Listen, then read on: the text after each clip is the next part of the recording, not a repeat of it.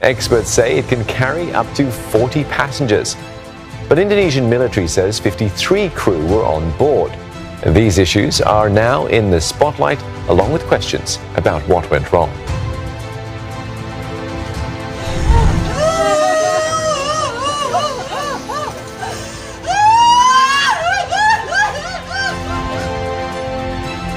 Di saat suamimu berangkat tugas melaksanakan operasi kapal selam, kamu anggap suamimu itu sudah mati. Berdoa aja sama Allah SWT supaya suamimu ini selalu diberikan keselamatan.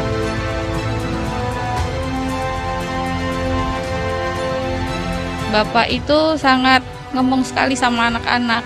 Bapak itu sangat bertanggung jawab. Jika saya kebingungan, Bapak selalu memberi solusi.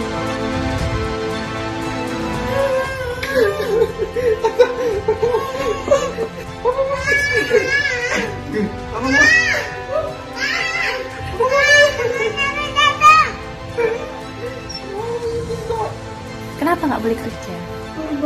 Di rumah aja? Iya. Kancing.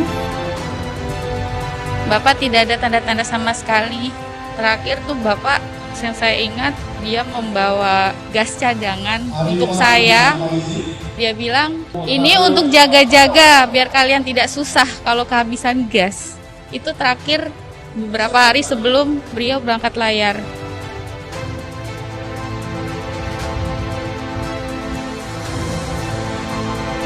Kita pulang dulu ya, Ayah. Aku pulang dulu, Ayah. Iya. Tapi nggak nyari ayah lagi ya. Ayah udah di surga sama Mas Rafli, sama Kakak Rafli ya. Dadah ayah, sehat ya ayah.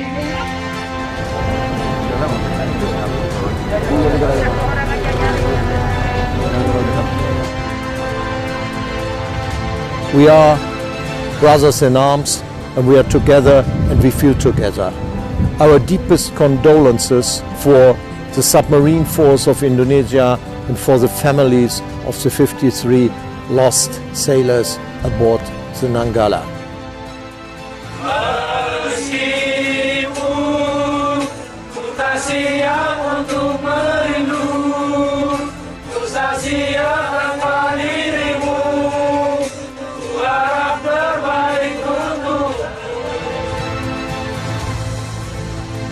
Duka dan kejanggalan Nanggala 402 jadi sorotan dunia. A scan found the vessel 800 meters below the surface, well past the Nanggala 402's survivable limit of 500 meters. Made in Germany in 1977, the vessel is also past the typical 35-year life cycle of submarines of its class. KRI Dr. Suharto 990 menjadi saksi di mana keikhlasan tersirat dari seluruh keluarga kru kapal selam KRI Nanggala 402 di bawah pimpinan Kepala Staf Angkatan Laut. Upacara penghormatan terakhir dan tabur bunga digelar di perairan utara Bali untuk 53 kesatria bangsa yang kini menjaga laut Indonesia selamanya. Bahkan, Angkatan Laut Jerman menggelar upacara dan pengibaran bendera setengah tiang untuk menghormati seluruh awak kapal selam KRI Nanggala 402 yang gugur di kedalaman 838 meter.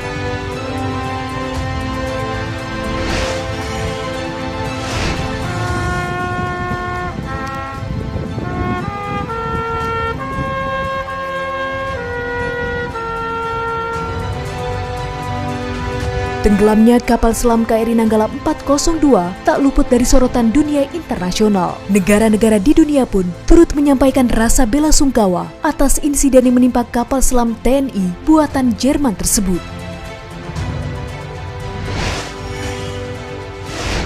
Kisah Nanggala ini merupakan kisah yang fenomenal di Indonesia maupun di dunia. Bagaimana bangsa-bangsa di dunia, kemudian lintas sektoral, lintas agama, individu memberikan simpatinya yang sangat amat luar biasa. Dan ini adalah sejarah yang sangat fenomenal. Namun di tengah duka, saatnya pula kita mulai bertanya, mengapa? Apa yang keliru dari penanganan Nanggala 402 yang membuatnya terempas ke dasar laut? Dan adakah sesuatu yang harusnya dilakukan namun diabaikan? Ini penting. agar kekeliruan sekecil apapun tak sampai mengorbankan nyawa prajurit.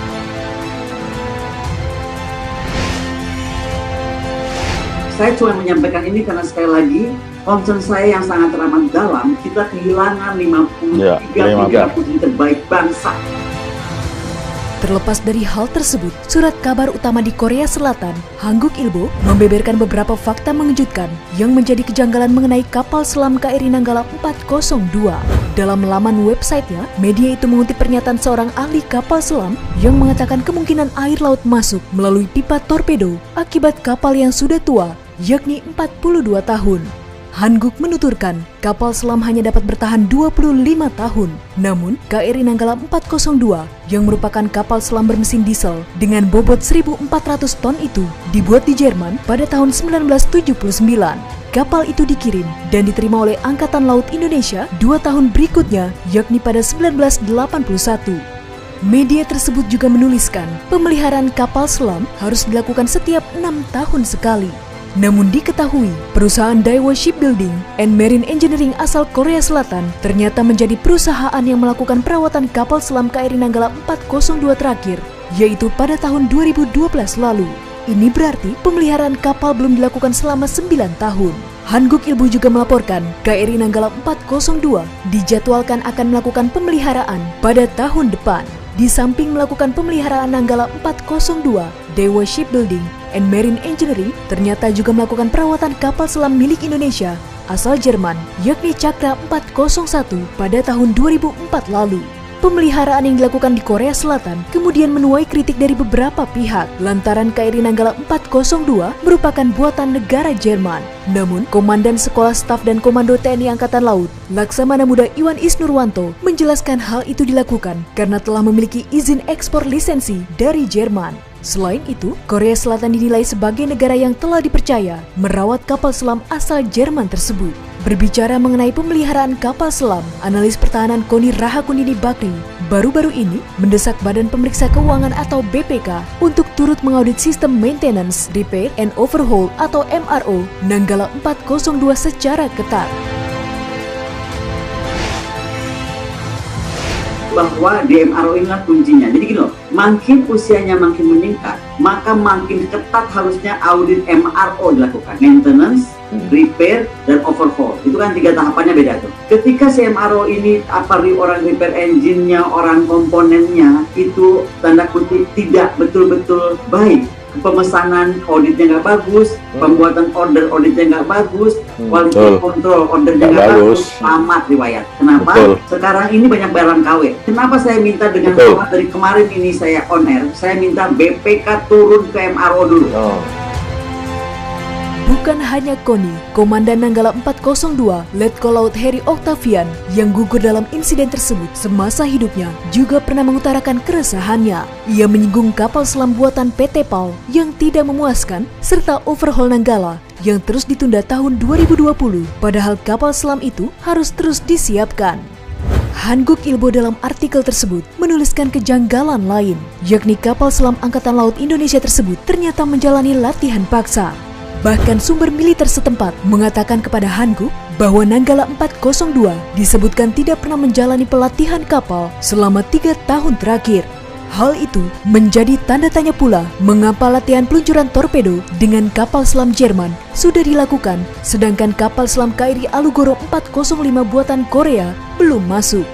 Ketika Panglima TNI Marsikal Hadi Cahyanto memastikan Nanggala 402 tenggelam di palung sedalam 838 meter 3 hari kemudian, semua orang tertekuk dalam duka. Kematian memang bagian dari takdir, seperti halnya kelahiran. Namun tenggelamnya kapal selam KRI Nanggala 402 tak boleh berlalu begitu saja. Investigasi militer yang memadai perlu dilakukan. Jika benar kapal yang tak layak beroperasi dipaksa melaut, para penanggung jawab keputusan harus diadili. Sebagai masyarakat, tak banyak yang dapat kita lakukan. Hanya doa bagi para kesatria dan keluarga yang ditinggalkan, serta dukungan kepada pemerintah untuk mengusut tuntas permasalahan ini. Hormat setinggi-tingginya bagi 53 patriot bangsa. Selamat berpatroli di keabadian. Mereka adalah putra-putra terbaik bangsa patriot terbaik penjaga kedaulatan negara. Pengabdian saudara-saudara akan terpatri di sanubari seluruh rakyat Indonesia. Semoga arwah prajurit-prajurit Hiu Kencana tersebut mendapatkan tempat terbaik di sisi Tuhan Yang Maha Esa, serta keluarga yang ditinggalkan diberikan keikhlasan, kesabaran, dan ketabahan. Meskipun kita siap untuk merindu, kita siap